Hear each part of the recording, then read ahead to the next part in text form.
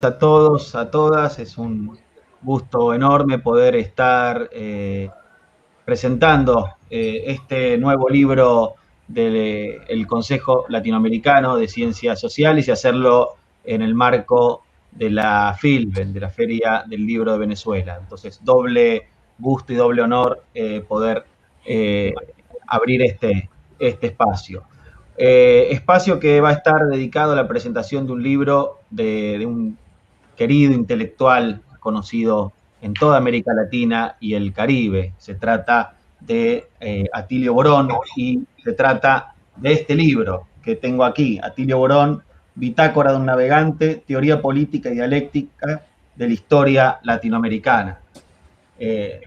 Si toda tradición tiene su primer día, la del intelectual que es Atilio, bueno, algunos dirán que inicia con una temprana lectura de Marx. Para mí, permítame, va un poquito más atrás, incluso diría a los orígenes de la ilustración rioplatense y a la figura de Mariano Moreno, ¿no? Llamando a que los intelectuales en aquella época, ¿no? La gente de saber, salieran del aislamiento del pensamiento colonial y comenzaran a comunicar sus ideas. Yo creo que hay en la figura del intelectual que es Atilio Borón una conexión con la figura de Mariano Moreno. En ese, insisto, sentido llamado a que los intelectuales salgan de los aislamientos, salgan de los lugares donde, de las bibliotecas, ¿no? Del ostracismo y puedan poner sus ideas en comunicación y en una divulgación más amplia. Hay otra tradición también que ha iniciado Atilio en Claxo, cuando fue su secretario ejecutivo y que nos pone hoy aquí, y es la de construir una red académica que dialogue, que trabaje, que escuche, que se junte con los movimientos sociales, con los líderes políticos, y es el Claxo que tratamos, quienes hoy tenemos la tarea, la responsabilidad de trabajar allí, de honrar cotidianamente.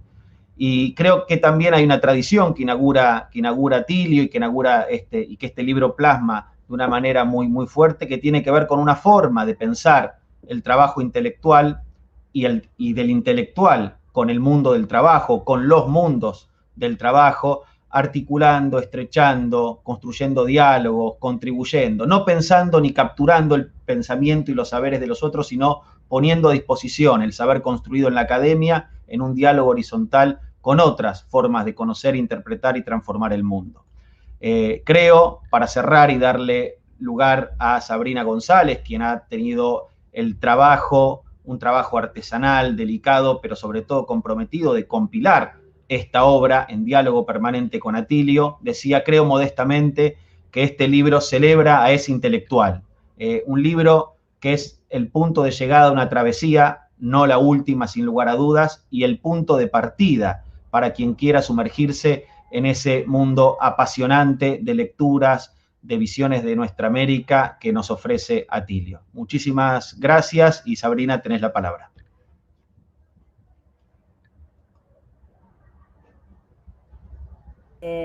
Muchas gracias al pueblo venezolano, a quien saludo muy fraternalmente. La verdad es que es un pueblo al que estimo, quiero mucho y es una alegría poder presentar esta obra que, como me han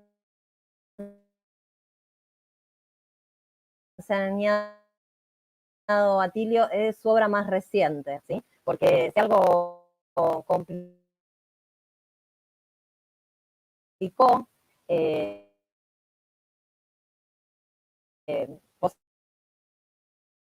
positivamente esta publicación fue tener Atilio produciendo constantemente. Atilio es un intelectual que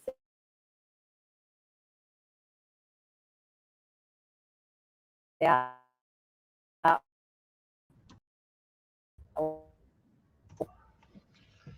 ocupado y se ha preocupado por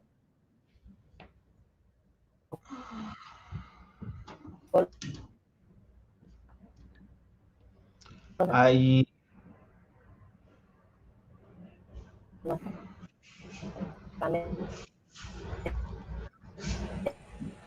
Bueno, no sé si hay... Así que uno de los artículos de una obra de capítulos en distintas publicaciones, algo que Atilio produce para distintos medios, es invitado, ¿no? Para mí ha sido un lujo poder hacer esta compilación junto con Atilio, pero además, como toda obra, él bien lo dice, es una obra colectiva. Es colectiva en el sentido en que él se ha nutrido de todos sus colegas, de sus estudiantes a lo largo de toda su trayectoria, pero además ha sido una obra colectiva con la gente de Claxo y con la gente del Centro Cultural de la Cooperación. Así que no quería dejar de agradecer muy especialmente a la actual secretaria ejecutiva de Claxo, a Karina Betaní, a Nicolás Arata, que ha tenido una paciencia infinita a lo largo de todo el tiempo que nos ha insumido la producción de este material, a María Fernanda Pampín, que ha recorrido también desde Claxo, conjuntamente conmigo, todos los avatares de esta publicación, ¿no? Así que hasta en este sentido experiencial ha sido una obra colectiva en un contexto de pandemia que nos ha complicado, nos ha tensado y nos ha mostrado la forma, ¿no? Y nuestra faceta más vulnerable.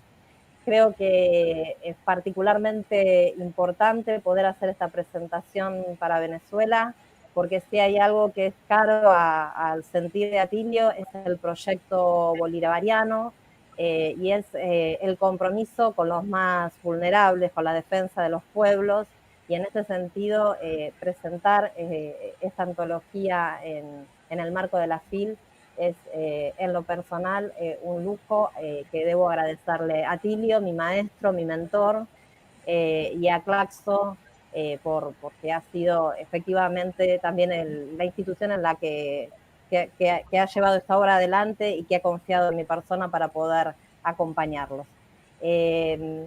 Simplemente con estas palabras quiero cerrar agradeciéndole a Atilio particularmente y brindándole la palabra al siguiente interlocutor. Muchas gracias, Nicolás. Muchísimas gracias, Sabrina. Efectivamente compartimos ese honor, ese gusto de que este libro se esté presentando por primera vez en la Filben de Venezuela, y también vale recordarlo, ¿no?, de que este libro es el resultado de una alianza entre Claxo y el Centro Cultural de la Cooperación, ¿no? Algo que yo omití en el principio y que ahora voy a rectificar. Dicho esto, le paso la palabra a Telma Lozano, una reconocida comunicadora social, periodista argentina, que bueno, va a compartirnos una mirada, una lectura del libro de Atilio. Telma, por favor. Hola, ¿qué tal? Bueno, en primer lugar, muchísimas gracias por darme este honor de poder hablar del libro de Atilio, un libro extraordinario. Me lo devoré, a pesar de sus 800 páginas, un libro extraordinario. Y felicitar primero el trabajo y la dedicación, el amor de Sabrina González, que aportó a este libro, ¿no? Su prólogo, maravillosamente bien escrito, además de cumplir con todos los objetivos que tienen los prólogos, es decir, ser una puerta de entrada, de invitación hacia un libro, condensar el contenido de la obra. Ella suma impresiones personales entrañables y reflexiones teórico-políticas de gran lucidez. También el prólogo de Francisco López Segura, en el que se subraya la amplitud y la maleabilidad extraordinaria que tiene Atilio, y que este libro de alguna manera es la prueba, lo refleja, para poder ofrecer de repente un artículo de batalla necesario para una coyuntura determinada, no por eso menos densa en su contenido, y de repente, en otro momento, sorprendernos con un ensayo medular, como puede ser Estado, Capitalismo y Democracia en América Latina, de 1991, textos imprescindibles que están incluidos en esta antología esencial, o América Latina en la geopolítica imperial del año 2012, que fue premiado, el Premio Libertador al Pensamiento Crítico, oportunidad en la que yo tuve de estar junto con Atilio en Caracas. Entonces podríamos decir que esta bitácora del navegante es disfrutable desde el inicio mismo, desde los prólogos, desde el primer capítulo, donde como una novela, Atilio nos lleva de la mano desde su familia italiana por todo el recorrido de sus estudios, de sus exilios, de su instauración como Argenmex, ese exilio en México que todos los argentinos conocemos de qué se trata. Y luego, quiero decir, antes de este maravilloso capítulo de Atilio, no quería dejar de mencionar algo que también Sabrina agregó, que es hermoso, son las reflexiones y los elogios, los recuerdos de una serie importantísima de grandes intelectuales, muy, muy bien elegidos. Está, por ejemplo, la querida Carmen Borges, están las palabras de Noam Chomsky, está el expresidente, gran economista y también gran intelectual como es Rafael Correa, el Premio Nobel de la Paz de Argentina, Adolfo Pérez Esquivel, está la lideresa colombiana Piedad Córdoba, también Abel Prieto, que fue ministro de Cultura de Cuba y hoy asesor de Raúl Castro, quien, por ejemplo, recuerda haber sido testigo, haber presenciado conversaciones entre Fidel Castro y Atilio, conversaciones e intercambios de utopías, ¿no? Todos estos elementos que yo estoy nombrando son parte también de esta antología, que de hecho incluye un texto de autoría de Fidel Castro en donde se refiere a Atilio. Bueno, leyendo la bitácora de un navegante, recordé de repente un consejo que daba Horacio, el gran poeta latino.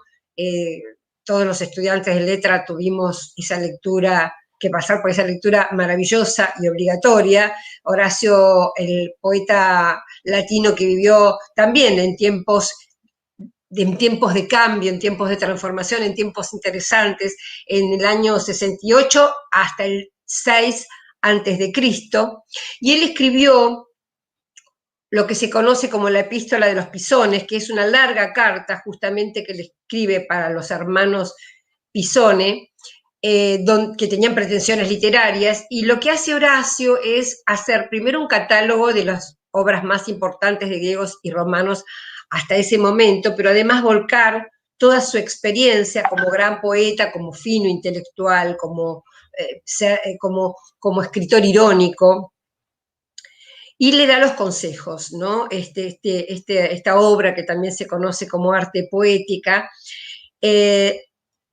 y lo recordé porque es esta asociación entre la bitácora y el libro de Horacio, porque lo que Horacio se pregunta en esa obra es ¿para qué sirve la poesía? Nada más y nada menos, ¿para qué sirve?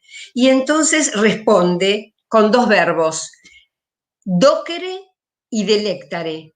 Docere, enseñar, y delectare, deleitar. Es decir, lo que concluye Horacio es que para que una obra, una poesía sea magnífica, sea de gran valor, tiene que conjugar las dos cosas, ser enseñanza y ser al mismo tiempo placer. Utilidad y placer y deseo, ¿no? Ser útil y bello, digamos. Y el libro de Atilio, la verdad es que cumple con ambas. En ese sentido, aporta fundamentalmente a la formación académica o al diagnóstico, como yo decía antes, de rayo láser de la coyuntura, propone salidas, propone alternativas y al mismo tiempo tiene esa agilidad, esa lectura de la novela, ¿no? Y como, bueno, por supuesto que es imposible dar cuenta de toda la obra, yo me aboqué a un texto, un ensayo que me encantó, que hace la referencia, en la que Atilio hace la referencia al gran alegato de Fidel Castro en el momento en que es detenido por el asalto al cuartel del Moncada, ¿no? Se llama Fidel, Introducción a la historia me absolverá, y en un comienzo Atilio traza o incluye el texto de Fidel en una genealogía de textos claves, las 95 tesis de Lutero, el contrato social de Rousseau, el manifiesto comunista, el Estado y la revolución de Lenin. Luego desarrolla de alguna manera su biografía, la biografía de Fidel, con un marco político e histórico que explica el asalto, siempre apelando incluso a recursos que me encantan, por ejemplo, el recurso de la crónica periodística. En este ensayo aparece una crónica de la época escrita por Marta Rojas, que habla justamente de ese instante en el que Fidel habla, ese silencio, ese momento de reflexión, lo que le producía todo el entorno. Y estas palabras finales, ¿no?, de Fidel, de condénenme, no importa, la historia me absolverá. Y siempre esto es lo que pasa con los textos de Atilio, que todo resuena al hoy. Yo pensaba cuando leía esto, que estas palabras hoy con otras dimensiones, con otros contextos, también pueden ser dichas por Lula, también pueden ser dichas por Cristina Fernández de Kirchner, también pueden ser dichas por Rafael Correa, ciertamente por Evo Morales, que acaba de demostrarnos la semana pasada que la palabra de la historia la tienen los pueblos, ¿no? Que los únicos que pueden condenar o absolver son los pueblos, aunque le pongan 1000 mordazas, 1000 trabas y 1000 trucos. Y hablando de Fidel, quiero destacar también que la bitácora incluye un hermoso texto de Atilio de la despedida, del momento en que uno se entera del fallecimiento del gran líder. Él estaba en Cuba y nos cuenta con el corazón y con la pluma, como él dice, aquel momento. También hay un artículo entrañable con homenaje a Hugo Chávez, en un momento especial. Él estaba en la Argentina, Hugo Chávez había venido a la Argentina porque asumía Cristina Fernández de Kirchner, y yo recuerdo aquel momento específico en el Centro de la Cooperación, cuando Hugo Chávez recita "Por aquí pasó Bolívar", estallaba ese auditorio de gente, no entraba más nadie, y fue realmente esos momentos mágicos en que nos hacía vivir Hugo Chávez, ¿no? Y al mismo tiempo, este momento de emoción y el texto riguroso y sólido del asesinato del comandante, ¿no? Con este cáncer de laboratorio, como lo llama Atilio. Entonces, hoy que estamos viviendo este momento de transformación, también este momento de pasaje, de cambio civilizatorio, este libro me parece que es un compañero de ruta, ¿no? Y en ese sentido yo hablaba recién del momento de Evo, y creo que es un momento histórico al nivel del momento en que se dijo no al ALCA. Yo creo que va a quedar en la historia de nuestra América como un momento de aquellos fundacionales, ese amor con que fue recibido Evo Morales otra vez en Bolivia después de 11 meses de golpe de Estado. Y también no quiero dejar de nombrar la grave crisis que creo que estamos atravesando, porque tengo la sensación de que en este momento histórico que vive el mundo, estamos en el continente americano atravesando los momentos justamente más importantes. Evo Morales es un ejemplo, y las elecciones, la grave crisis que está viviendo el imperio en este momento es otro. No solo quería mencionar un solo elemento, no solo no saber o disputar estas elecciones como se están disputando, sino hace pocos días se empezó a emerger una grave crisis dentro del Pentágono. El mismísimo jefe del Estado Mayor Conjunto, el general Mark Milley, dijo frente al secretario de Defensa que acababa de nombrar Donald Trump, porque echó a Mark Esper y nombró a Christopher Miller así entre gallos y medianoche. El jefe del Estado Mayor Conjunto, frente al secretario de Defensa, dijo concretamente que el ejército no está para defender ni a un rey, ni a un tirano, ni a un dictador, que no está para defender ni un país, ni una tribu, ni una religión, que lo único que estaba dispuesto a defender los militares es la Constitución. Un mensaje tremendo contra un Donald Trump que se resiste a irse. Y estos cambios, estas situaciones que estamos viviendo, quiero resaltar, y en este sentido me identifico con el libro de Atilio, porque tenemos el inmenso privilegio, el inmenso lujo de ser contemporáneos a todos estos cambios, a todos estos momentos importantes. Las movilizaciones que estamos viendo en Chile, en Colombia, en Perú, la siempre movilizada Venezuela, Argentina. Entonces, este libro en ese sentido me parece fundamental. Y quiero terminar, nada, con agregarles algunos sentimientos de admiración que tengo hacia Atilio, más allá de su gran capacidad intelectual y de todo lo que nos ofrece, porque admiro su capacidad de trabajo impresionante, su fino humor, no lo he visto nunca ni enojado ni irritado, su disponibilidad. Yo como periodista he tenido la suerte de tenerlo siempre y tiene esa capacidad de poder, que no la tiene cualquier intelectual, de poder resumir para un flash, que es la radio y la televisión, pensamientos súper complejos y de la misma manera poder dar una cátedra o dar un discurso o dar una clase de gran profundidad. Y por último, bueno, además de esto, que sea su palabra necesaria, ¿no? Esta recopilación de 50 años, que por supuesto, como dijo Nico, no ha terminado. Creo que en este momento de crisis, de transformación, se convierte en un compañero de ruta, un compañero esencial para estos momentos de cambio. Así que muchísimas gracias. Muchísimas gracias, Selma. Y ahora rápidamente le pasamos la palabra a Raúl Casal, viceministro de Cultura de Venezuela y, bueno, uno de los grandes mentores de la FILBEN. Raúl, tienes la palabra. Muchas gracias, Nicolás. La verdad, es un honor estar aquí con ustedes, reunidos.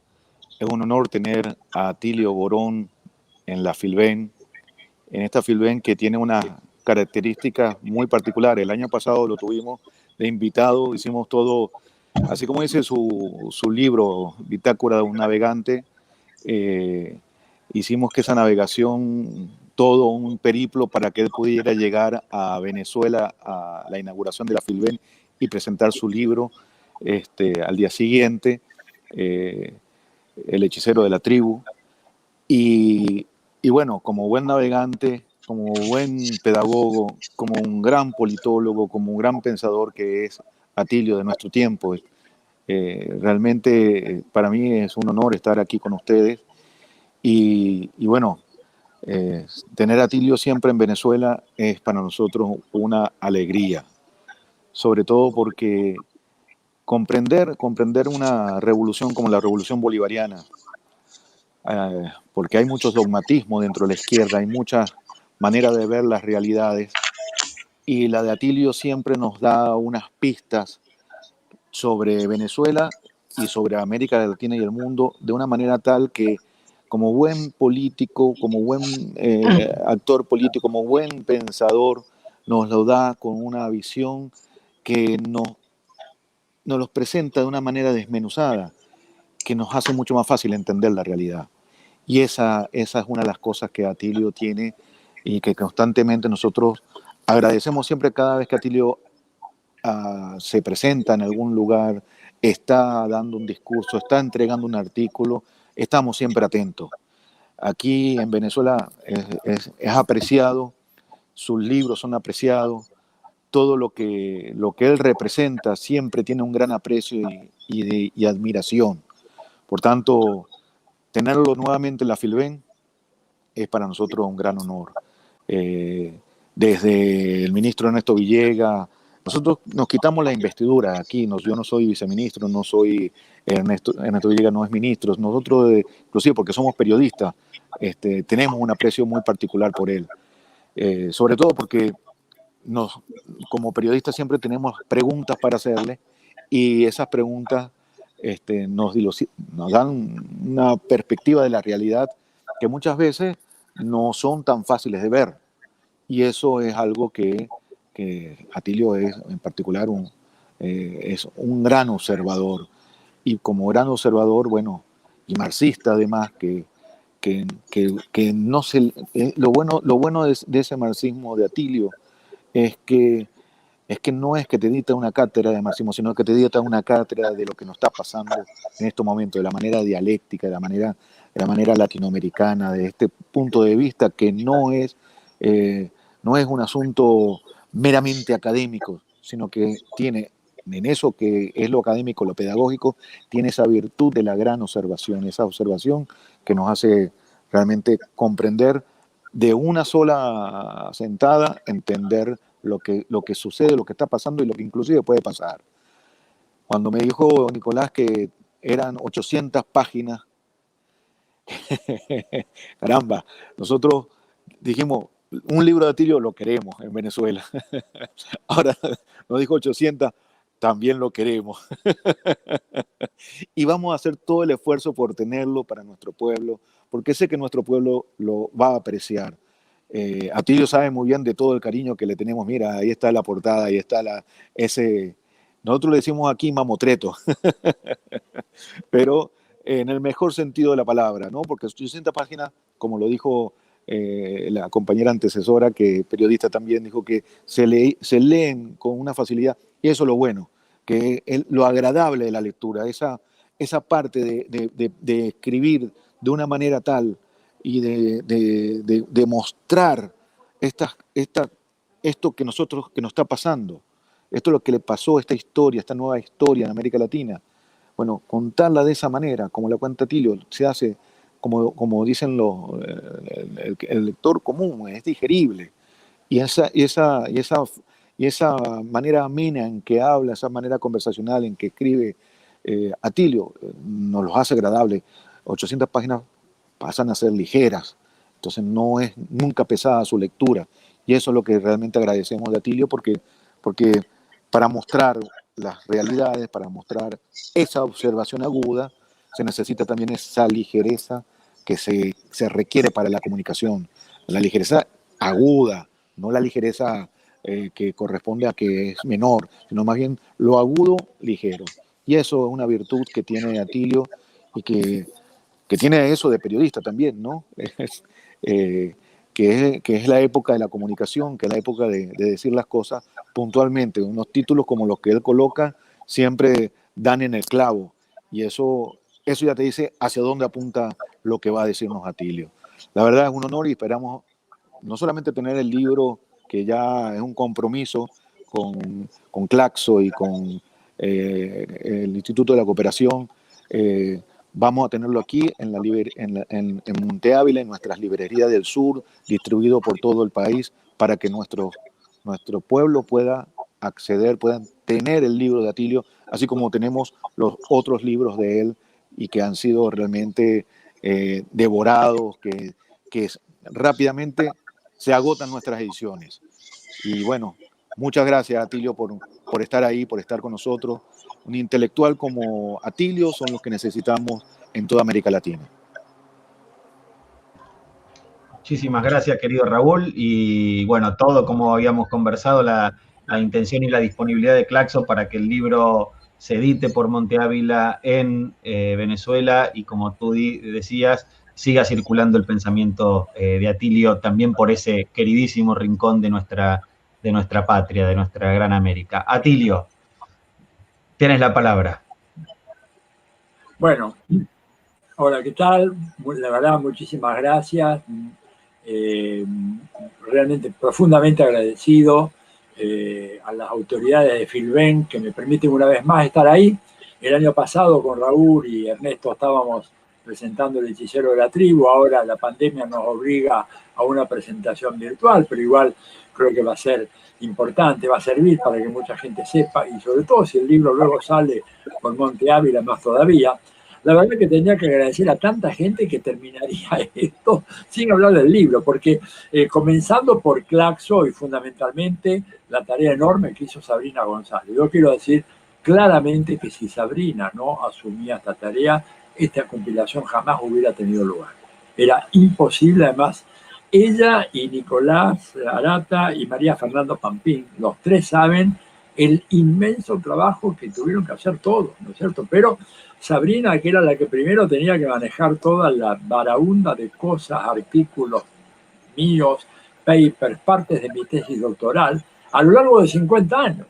Y además seleccionarlo. Y además cada vez que seleccionábamos nos quedábamos con 1.300, 1.400 páginas, lo cual hacía impublicable eso, un verdadero mamotreto, como dijo Raúl, acá también se hizo la expresión.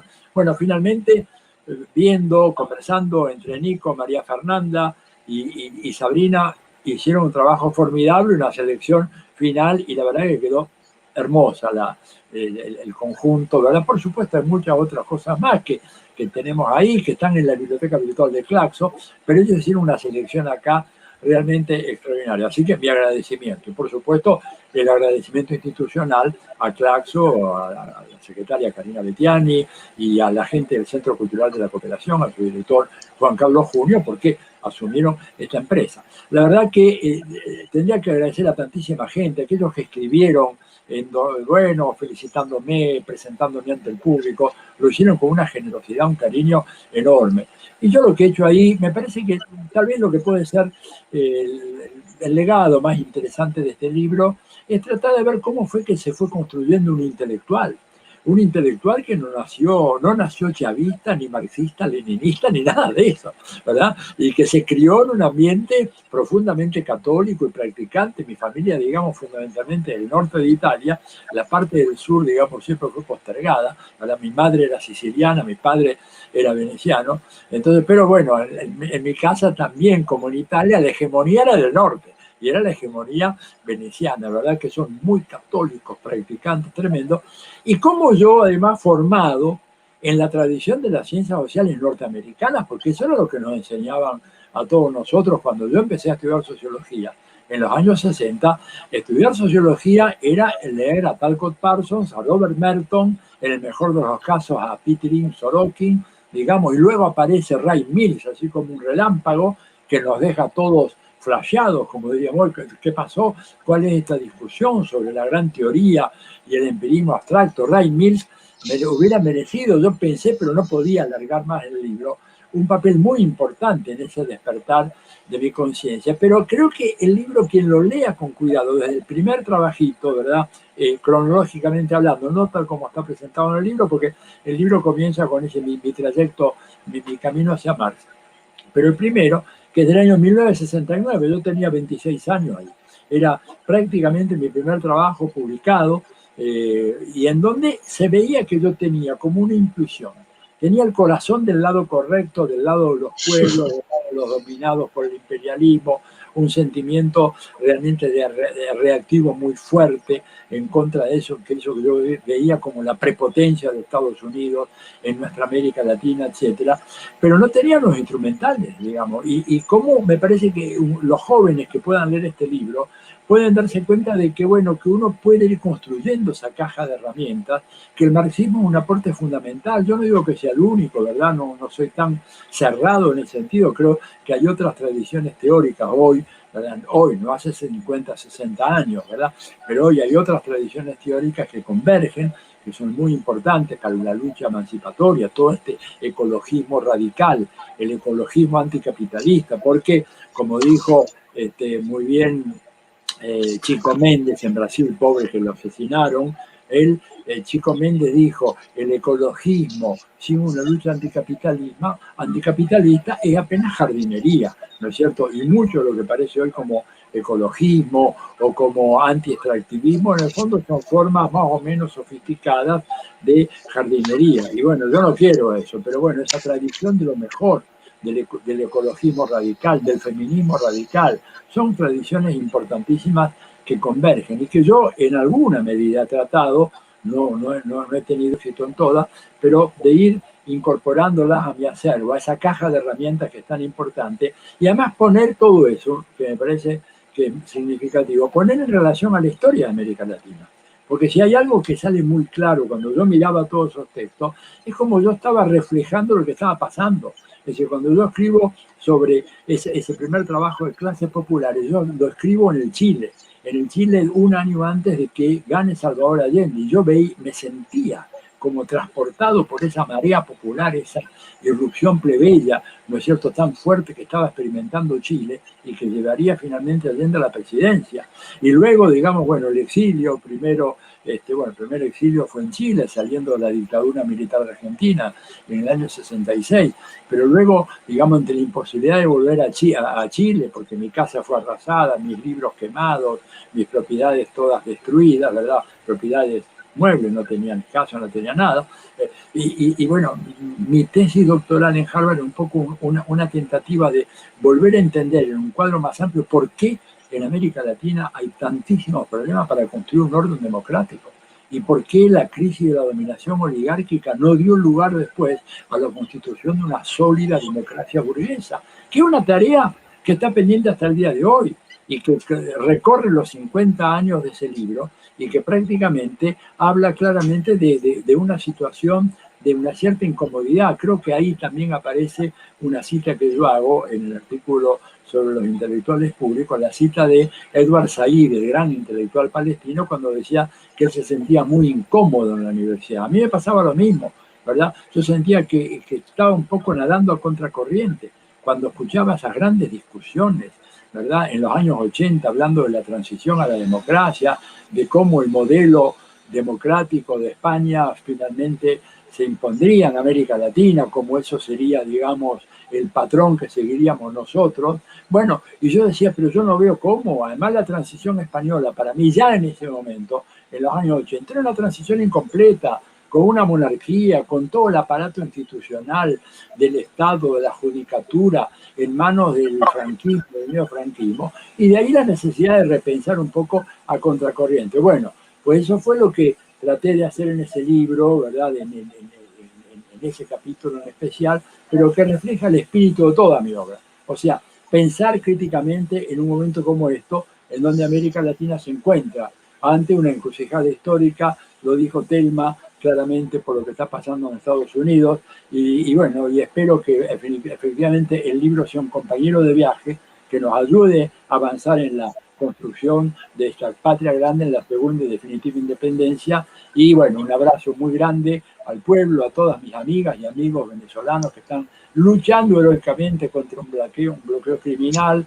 ¿verdad? A Nicolás y a Raúl, que han sido tan amables en todo esto, y por supuesto a Telma, su comentario, y Sabrina González, que hizo una introducción extraordinaria, realmente que tiene más méritos que el libro, digo, realmente escrita con una pluma que es envidiable. Así que bueno, nada más, gracias, y bueno, ya espero que si el virus nos deja en paz, probablemente el año que viene podamos en persona ir a tener alguna presentación de ese libro allá en Caracas. Gracias y nada más. Muchísimas gracias a vos, Atilio, por ponernos a leer, por ponernos a pensar y por enseñarnos también que hay otras formas de ser intelectual, de ejercer el oficio del intelectual en un diálogo con otros, con otras, un diálogo horizontal, un diálogo que, bueno, y que parte del reconocimiento de esos otros saberes. El libro lo mostrábamos hace un rato, está en físico, pero también acá abajo permanentemente está pasando un banner que nos recuerda que lo pueden descargar de manera completamente gratuita de la página de Claxo, como lo han hecho ya miles de lectores, lectoras en toda nuestra América. Y bueno, también por supuesto circularlo, compartirlo, leerlo, discutirlo y bueno, nada, y que continúe el viaje de este gran navegante y que, bueno, nos lleve a nosotros también, ¿no? A viajar junto con él. Un abrazo enorme a todos, a todas. De nuevo, un saludo de parte de todo el equipo de Claxo, de Karina Batiani, la secretaria ejecutiva, de todo el equipo que conforma la Secretaría Ejecutiva de Claxo. Muchísimas gracias y muy buenas tardes a todos y a todas.